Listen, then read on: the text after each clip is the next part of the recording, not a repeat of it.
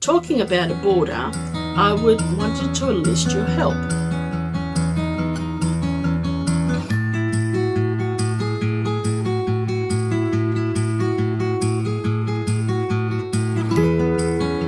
Hello and welcome to Anna's Crafty More. I'm Anna. I would like to welcome back all my subscribers, and if you're new here, I'd like to welcome you to my channel. My channel is about knitting, crocheting, sometimes I make toys, a little bit of cooking, sewing, and whatever else I'm working on at the time. Today I'd like to share with you some of my crochet makes. So the blanket right here that I'm going to show you today, this is primarily the willow square or the flower square, which it's called by a video that I've sort of followed on YouTube by Yarnspirations. And it's basically the willow square with just a few sort of slightly different modifications. It measures approximately, so let me put my glasses on. So it measures approximately 57.4 inches across, which is 146 centimeters across wise. And the length of it measures 64.5 inches or 164 centimeters. Now it was made up with a total of let me see if I wrote it down, 56 squares, including this centerpiece square, which is sort of in the center. But the way I worked out to put all the colors through, because I used 6 different colors. So we've got the teal, the lime, what was next? Yellow, the red, the merlot, which was like a burgundy color, this one here, and the deep purple. I love the deep purple. What I did was I have a graph book here, and it's a just a simple grid book. Sorry, it's a grid book. So it just has pages like this, all ruled up into little squares. And what I did was I wrote down then the amount of squares that I have, the amount of additional squares that I made, and I did like a little grid to sort of put there how I wanted it to all sit and how I wanted the colours to play out.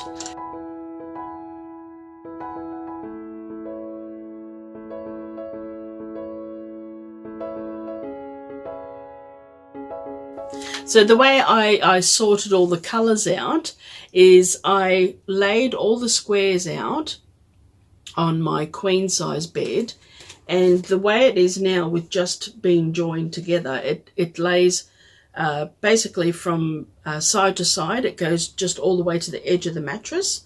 It doesn't go over as yet, because I haven't put a border all around, which that's where you come into play. I'll be asking for your help in just a moment. So I laid all the squares out on my queen bed, and then I took a photo of how I first thought it would look, and I converted that photo to a black and white photo so that I could see if there was you know, colors accumulating too much in like light and dark, that kind of concept.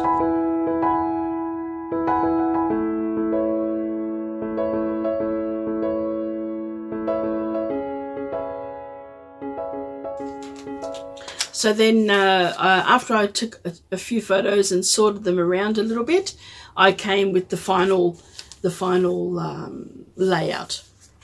And then I did the grid, and then I placed them all. This also helped me when I was joining my squares together. So the way I joined them together was I did a row, horizontal row. Started at the top, I did my horizontal row, which the outline, I don't know if you can see it in the picture, but once I include some pictures, you'll be able to sort of get a better visual of it, because I sort of put it up like this so that you could sort of see most of it. But if I lift up the bottom section, all the way around the outside is only 3 colors. Reason being is because I only had 1 ball each of the red, the teal, the red, the lime and the yellow. I only had 1 ball each of those colors. So those colours are mainly concentrated in the middle section. And then around the outside, we've got the purple, the burgundy, and the teal colour. So they're the only three colours that are used on the outside.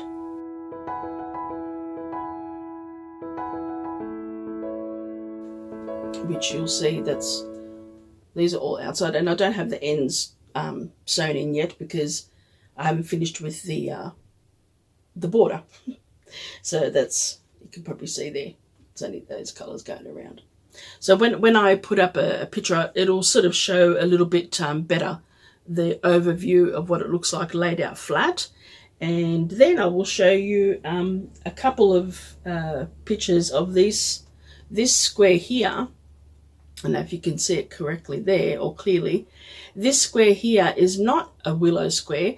This square is a square that I sort of put together with a few different stitches. It has a what do you call that? Like a bubble stitch, where you do 4 double crochets together, and then join it all in the one section. It has single crochets, double crochets, and then that stitch there. So anyway, I ended up naming this square Booki. So Booki in Italian means holes, because it does have holes. So I'll insert the pictures and you'll be able to get a clearer picture of it. There's 2 sort of versions of the Booki square that I made up, and I've used that around. So that's one version of it. No, you can't see it, but you'll be able to see it in the pictures that I'll include right here.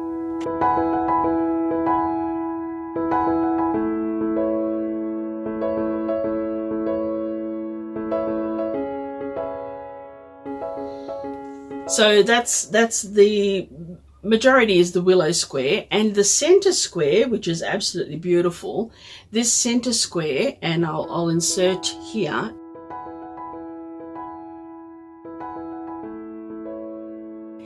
is a square designed by Crystal of Bagoday Crochet, and it is her rose flower square. The number is 303. I'll put all the information in the description box, so that way you've got an idea of where I've found the patterns that I followed for this one, which was the flower / willow square, and the rose flower by Crystal. I'll put all in the description. Now for the measurements of each square, it sort of roughly came out as 8, I think it was 8.5 inches square.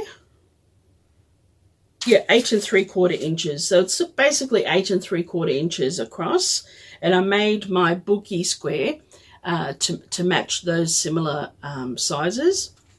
So that's approximately 22.5 centimeters across, and this way as well, both ways. So that when I joined them all together, I joined them all with a single crochet. Before I did that, I did 1 single crochet of white around each and every square, and around the center one, because for some reason the center one looked like it came a little bit smaller, so I did a double crochet around in white around the whole square, and then I joined in white the single crochet all across, because I really like how it leaves you with this nice ridge. You probably can't see that very well, but there's a ridge there. So I like that effect. I like that sort of textured effect. And at the back, it comes out nice and smooth. You can probably see it with the join there. It comes out, it's a smooth join, and here it's a ridged join. It's a bit hard to see. But once I've put a border around it. Now, talking about a border, I wanted to enlist your help. I was thinking as a border around to do 2 rows, 2 rounds, or 2 rows, whatever, of single crochet, and then the crab stitch all the way around, which is a reverse single crochet. Simply because the way the look of the crab stitch and the way the texture that it sort of forms is a bit of a raised section. I thought that'll sort of match how the join is a bit raised. That was my idea. However, I'm open to suggestions, and if you'd like to put in the comments your suggestion for the border, it'll be in white because I only had limited amounts left of the other colours, very small amounts left once I made all my squares and everything. So, and I don't have enough of one colour in this size. Oh, that's what I was going to say. The yarn that I used, the purple, teal, burgundy is birch yarn. That's birch creative knitting yarn, and it is approximately 270 meters per 100 gram ball, and I used 4 balls. Well, it was 2 balls each, so 6 balls of this one. And this is the equivalent of a DK weight. I used a 3.5 millimeter crochet hook. So that's the crochet hook that I used. This one is a, oh sorry, not 3.5. I was thinking something else. 4.5 clover crochet hook, which is a 7, I think. And the other yarn, which is the yellow, the red, and the lime, it's a yarn that I actually bought in Aldi, the supermarket Aldi. It's called Creative Place, and it was their cozy collection. This one here is from the white, the band from the white. The white is their baby collection. So it's the same thickness, which is a DK weight, and it's very lovely and soft. It's actually softer than the birch yarn. The birch yarn is a nice. Has a nice feel to it, but the yellow, whoops, this side, yellow, green, and red is just that a little bit extra softer. It's very nice. It's really lovely. So, like I said, if you have any ideas for me of a fairly straightforward or mildly complex border that I can do in white, just to sort of extend this out that little bit more to make it that little bit bigger. I don't mind doing, maybe about that wide, which would be about, what's that, 3 inches, another, 5 to 10 centimeters of border around maybe. I don't know. I have I have 3 balls of the white yarn, so I've got plenty of white. Yeah, so I think that'll look really nice. And then once it's all finished, then I'll come back and I'll show you again. I think that'll be wonderful. So I appreciate you coming back to see my semi-finished blanket. And please give me a thumbs up if you enjoyed this video. And like I said, do comment in the comment section your thoughts on a border for me. And I will come back maybe next week sometime once I've had a chance to review it and get started on what I've decided, and I'll show you what I'm up to. Okay, so take care, and I'll talk to you soon. Thank you. Bye-bye.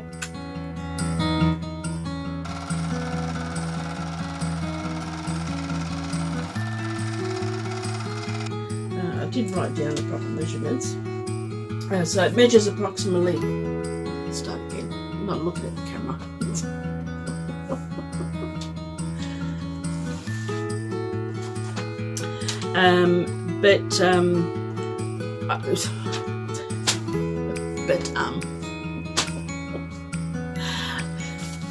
And I do hope that you enjoyed this video.